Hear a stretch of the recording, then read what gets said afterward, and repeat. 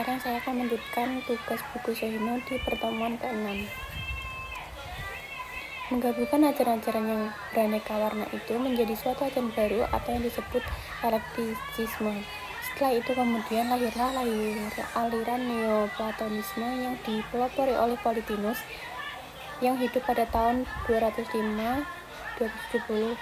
Ajaran dari Plotinus ini merupakan jembatan peralihan dari filsafat Yunani ke alam pemikiran teokratis Kristen pada zaman abad pertengahan. Bagi Plotinus, Tuhan itu adalah hakikat satu-satunya yang paling luhur, dari mana terbit segala-galanya dan yang tak dapat diterangkan dengan kata-kata. Di samping unsur ketuhanan ini, ada tata susila dari Plato yang mengajarkan bahwa orang itu harus berusaha untuk meningkatkan ilmunya sampai pada ilmu pengetahuan murni. Dengan melepaskan semua ikatan panca indera, kita harus berikhtiar melihat Tuhan, hal mana tak dapat dicapai dengan pikiran saja, melainkan harus dengan ekstase atau bersemedi. Dengan demikian, Plotinus menjadi perintis jalan bagi agama Kristen. Dia adalah ahli pemikir fasik besar yang terakhir yang ajarannya sukar dipahami oleh rakyat, sebagaimana pemikir-pemikir yang terdahulu. Tepat di mana filsafat Yunani dengan agama Kristen itu bertemu adalah di Alexandria, kota tempat lahirnya Neoplatonisme. Adapun yang menciptakan dalam garis besarnya alam pikiran zaman pertengahan dari alam pikiran Kristen dan zaman kuno adalah Augustinus, sehingga dengan demikian Augustinus merupakan jembatan antara dua masa dalam sejarah, yaitu masa zaman abad pertengahan dengan masa sebelumnya. Dengan demikian, ajaran-ajaran kenegaraan, pemikir tentang negara dan hukum pada zaman abad pertengahan ini bersifat ketuhanan, bersifat teokratis. Untuk jelasnya sekali lagi bahwa teori teokratis ini berkembang pada zaman abad pertengahan, dan yang dimaksud abad pertengahan ini adalah zaman sudah jatuhnya kerajaan Romawi Barat pada abad ke-5 tahun 476 sampai abad ke-15 tahun 1453 tahun jatuhnya kerajaan Romawi Timur atau sampai zaman Renaissance. Teori teokrasi ini dalam perkembangannya pada abad pertengahan mempunyai hubungan yang erat dengan perkembangan agama yang baru timbul pada saat itu, ialah agama Kristen. Agama ini timbul pada permulaan tahun Masehi. Sebelum timbulnya agama Kristen, di Romawi ada pengertian atau ajaran tentang ketuhanan yang berdasarkan atas mitologi, yaitu bahwa menurut anggapan mereka ada dewa-dewa yang tidak berbeda halnya dengan manusia. Hanya saja dewa-dewa itu lebih berkuasa dan punya kekuatan gaib yang melebihi kekuatan pada manusia. Jadi kepercayaan yang dianut oleh bangsa Romawi pada waktu itu adalah panteisme, percaya pada banyak dewa.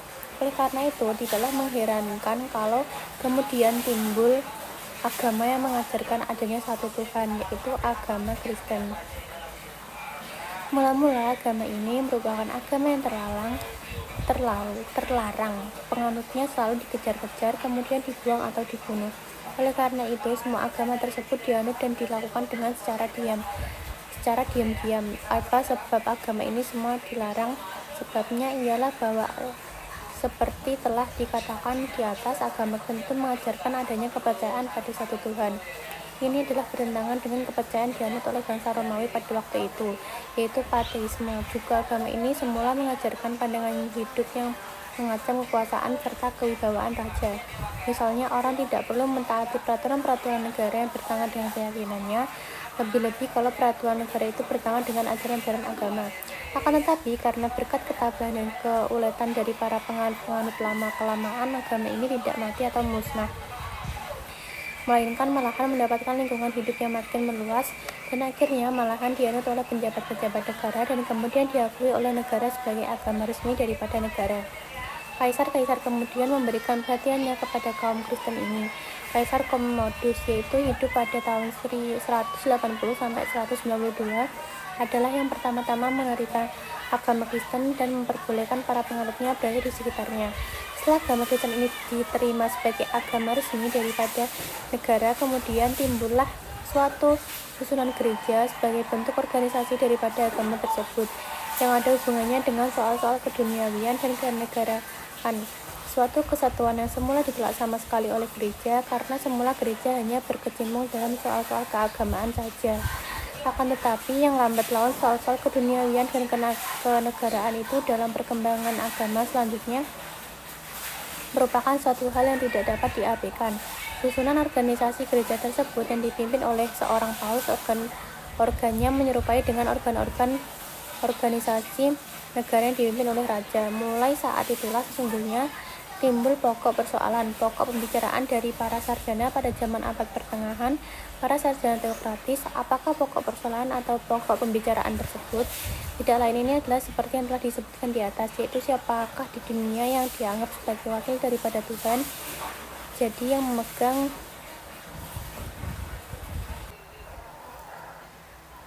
kekuasaan tertinggi, raja ataukah paus, atau dengan kata-kata lain, bagaimanakah pertimbangan kedudukan serta kekuasaan negara dengan kekuasaan tertinggi. Oleh karena di antara kedua organisasi ini selalu siapakah di antara kedua organisasi ini yang memegang persoalan-persoalan dan pertentangan-pertentangan. Tetapi mengapa soal-soal ini dibicarakan telah dijawab di atas, yaitu dengan terbentuknya susunan organisasi gereja yang organ-organnya sama dengan organ-organ susunan organisasi negara. Maka di dunia ini lalu terdapat dua organisasi kekuasaan, yaitu yang pertama organisasi dikepalai oleh seorang raja, dua organisasi gereja dikepalai oleh seorang paus. Padahal kedua organisasi kekuasaan tersebut mempunyai subjek yang sama, yaitu manusia. Maka kalau tadi dikatakan bahwa di antara kedua organisasi kekuasaan itu selalu timbul pertentangan-pertentangan. Pertentangan itu adalah pertentangan mengenai kekuasaan antara negara dengan gereja terhadap subjeknya. Tegasnya, siapakah yang punya kekuasaan tertinggi di dunia ini terhadap subjeknya, yaitu manusia tadi. Pertentangan ini terjadi misalnya kalau pada suatu saat kedua organisasi itu mengeluarkan peraturan yang saling bertentangan, padahal kedua peraturan yang dikeluarkan oleh dua organisasi tadi mengatur hal yang sama, misalnya tentang perkawinan, pewarisan, dan sebagainya.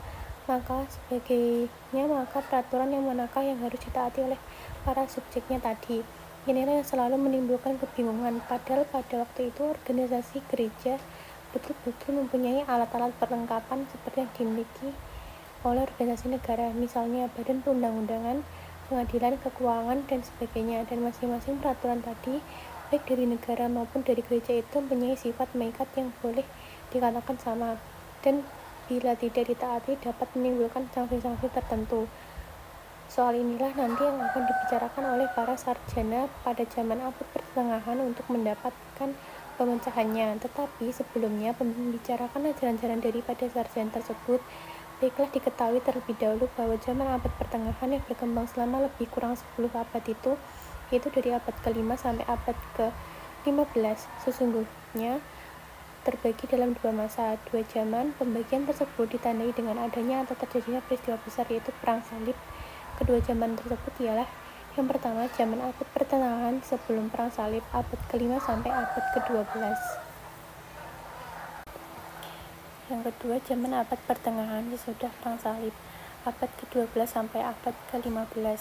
Abad pertengahan, dalam kedua zaman ini terdapat ajaran-ajaran tentang negara dan hukum yang saling berbeda. Pada zaman abad pertengahan sebelum perang salib, ajaran-ajaran tentang negara dan hukum yang ada sifatnya pada saat teokratis. Segala sesuatu diserahkan atas kehendak Tuhan. Hal yang terjadi karena dengan diakuinya agama Kristen tadi sebagai agama resmi daripada negara, orang atau warga negara sangat patuh terhadap ajaran-ajaran agama tanpa ada persoalan apa-apa. Pendekatan pendek kata, segala sesuatu yang ada dan dunia ini adanya atas kehendak Tuhan. Maka akibatnya adalah tidak adanya pandangan-pandangan yang bersifat kritis terhadap segala sesuatu yang terjadi di dunia ini. Segala perbuatan pada waktu itu ditunjukkan untuk membela kepentingan-kepentingan agama dan gereja. Sedangkan pada zaman abad pertengahan sesudah perang salib, ajaran-ajaran kenegaraan, ajaran-ajaran tentang negara dan hukum yang ada telah banyak dipengaruhi oleh ajaran-ajaran dari sarjana-sarjana Yunani kuno, misalnya ajaran dari Plato dan Aristoteles. Hal ini disebabkan oleh karena pada waktu terjadinya perang salib itu banyak dari penganut agama Kristen yang pergi ke timur ke Timur Tengah, antara lain ke Palestina, dengan maksud untuk membela dan menyelamatkan makam-makam Kristen yang terancam. Dan disinilah mereka mulai mengenal kebudayaan dari zaman Yunani kuno, antara lain ajaran-ajaran kenegaraan dari Plato dan Aristoteles tadi. Setelah perang salib selesai, mereka kembali ke negaranya masing-masing dengan membawa kebudayaan Yunani kuno tadi, yang sebelumnya tidak pernah dikenal di dunia barat. Dengan demikian, maka mereka lalu mulai berpikir secara kritis terhadap keadaan-keadaan di sekitarnya, termasuk pula ajaran-ajaran mereka tentang negara dan hukum dan agama. Jadi mulai saat unsur ratio masuk ke dalam ajaran kenegaraan lagi, ini menyebabkan perubahannya cara berpikir mereka, yaitu dari cara berpikir yang bersifat teokratis mutlak pada abad pertengahan sebelum perang salib ke cara berpikir yang bersifat teokratis kritis pada abad pertengahan sudah perang salib. Dari zaman abad pertengahan ini, ajaran-ajaran tentang negara dan hukum yang akan dibicarakan tidak banyak. Kita ambil yang pokok-pokok saja yang dapat dianggap mewakili ajaran-ajaran pada waktu itu dari zaman abad pertengahan. Bagian 1. Zaman abad pertengahan sebelum perang salib dari abad ke-5 sampai abad ke-12 adalah ajaran dari Agustinus dan Thomas Aquinas. Sedangkan dari zaman abad pertengahan bagian 2, zaman abad pertengahan sesudah perang salib dari abad ke-12 sampai abad ke-15 adalah ajaran-ajaran dari Marsilius. Yang pertama, Augustinus hidup pada tahun 354 sampai 430. Ia adalah seorang Kristen. Di dalam bukunya Pengakuan, ia telah menulis riwayat hidupnya sendiri. Di dalam buku itu dikatakan bahwa ia hidup dalam keadaan dualisme. Maksudnya, ia mengalami masa peralihan dari peradaban yang satu ke peradaban yang lain. Pada waktu hidupnya, ia mengalami masa kebobrokan masyarakat yang disebabkan banyaknya pertentangan yang timbul, terutama pertentangan antara orang-orang yang menganut agama Kristen dengan orang-orang yang tak beragama, antara kepercayaan adanya satu Tuhan yang Maha Agung dengan menyembah kepada berhala. Lagi pula adanya peristiwa yang maha penting yang terjadi pada tahun 409, yaitu raja dari kaum kota barat yang bernama Alaric pengampung kota Roma kemudian menyerbu dan mengadakan perampasan-perampasan. Terhadap peristiwa ini, pendapat orang dapat berlainan, sementara orang berpendapat bahwa karena Alaric sendiri seorang Arya yang menganut agama Kristen, peristiwa tersebut berarti suatu kemenangan agama Kristen atas penyembahan berhala, jadi berarti suatu hukuman terhadap orang-orang yang mengadakan penyembahan kepada berhala.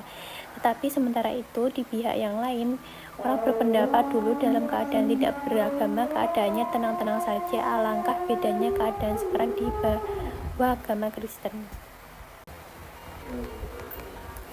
Peristiwa tersebut di atas menjadi alasan kuat bagi Augustinus untuk menulis bukunya yang diberi nama De Civitate Dei tentang negara Tuhan. Isi pokok daripada buku tersebut ditunjukkan untuk mengadakan pembelaan terhadap agama Kristen serta berisi suatu polemik antara penganut-penganut agama Kristen dengan orang-orang tak beragama. Buku itu juga merupakan filsafat sejarah dan agama, ajaran tentang kepercayaan dan kesusilaan. Semua buku itu tidaklah dimaksudkan sebagai buku pelajaran untuk politik negara dan gereja. Meskipun akhirnya menjadi buku yang demikian, ini terbukti dari ajarannya mengenai perimbangan kedudukan atau kekuasaan antara negara dengan gereja, antara raja dan paus. Menurut Agustinus, yang ajarannya sangat bersifat teokratis, dikatakan bahwa kedudukan gereja yang dipimpin oleh paus itu lebih tinggi daripada kedudukan negara yang diperintah oleh raja. Mengapa demikian? Dalam hubungan ini dikatakan oleh Agustinus bahwa adanya negara di dunia itu merupakan suatu kejelekan, tetapi adanya itu merupakan suatu keharusan. Yang penting itu adanya terciptanya suatu negara seperti yang diangan-angankan atau dicita-citakan oleh agama, yaitu kerajaan Tuhan. Maka dari itu sebenarnya negara yang ada di dunia ini hanya merupakan suatu organisasi yang mempunyai tugas untuk memusnahkan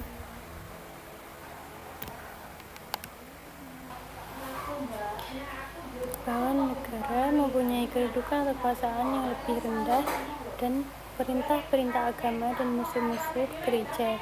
Jadi di sini nampak dengan jelas ada di bawah gereja. Negara sifatnya hanyalah sebagai alat daripada gereja untuk membasmi musuh-musuh gereja. Pendapat Augustinus tersebut di atas diterangkan dengan jelas dalam bukunya De Civitate Dei, dan yang diisi seluruh karangannya itu terjalin suatu pertentangan dan perbedaan yang tajam dan yang mencerminkan aliran pikiran pada zaman abad pertengahan di mana ia hidup.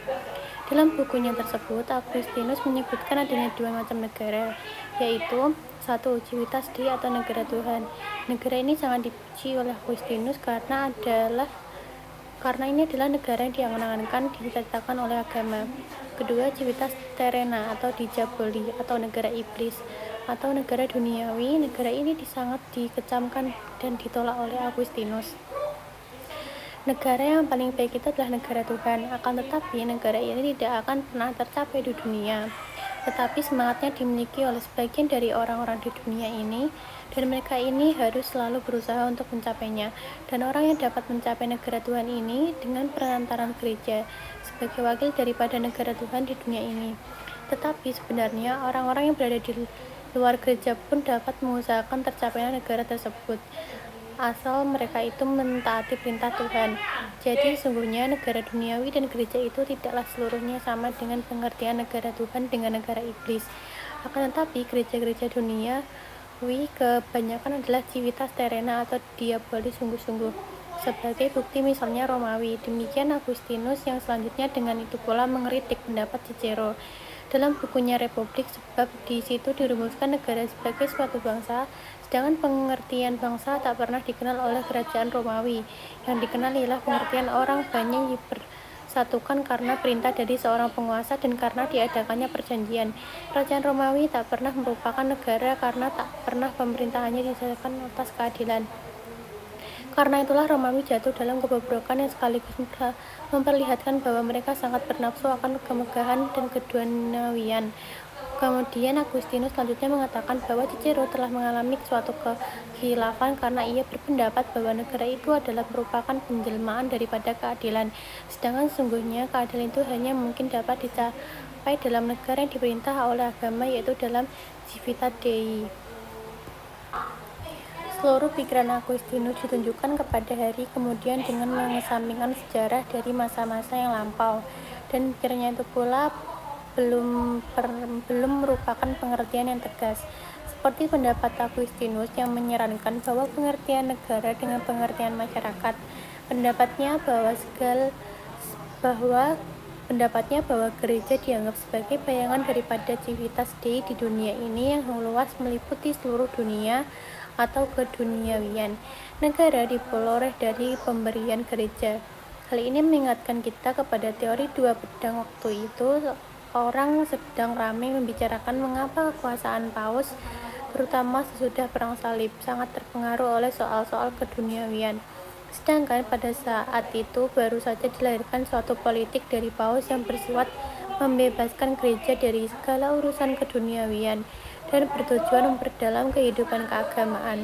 Ini terjadi pada abad ke-12, dilakukan oleh kaum Cisterciensa di bawah pimpinan Bernard Clairvaux, yang sesungguhnya ini hanya bersifat melanjutkan saja daripada gerakan Claudi di Burgundia yang terjadi pada abad ke-10.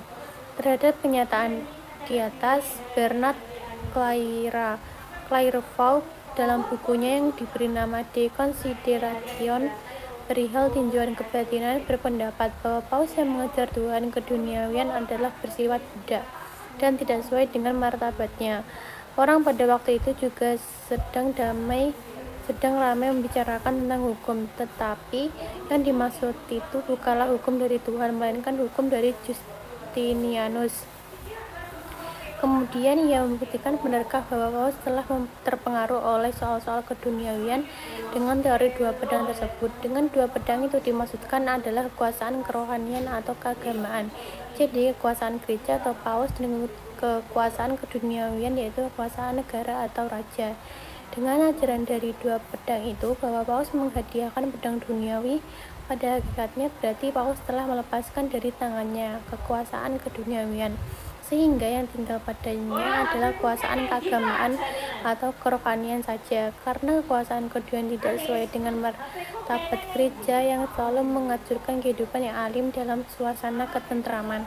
Akan tetapi sungguhnya teori dari dua pedang itu dapat juga diterapkan mengungkapkan dengan cara lain. Oleh karena teks kitab Injil tidak mengatakan sesuatu apapun tentang perhubungan dua badan tersebut, maka justru inilah soalnya. Maka dari itu kemudian dicarilah bukti yang lebih kuat lagi. Demikianlah sebetulnya Paus di Inokentius ketiga memperkuat pendiriannya tentang hubungan antara kekuasaan kerohanian, keagamaan dengan kekuasaan keduniawian. Kekuasaan negara atau kekuasaan raja tidak lagi dengan teori dua pedang dari Lukas, melainkan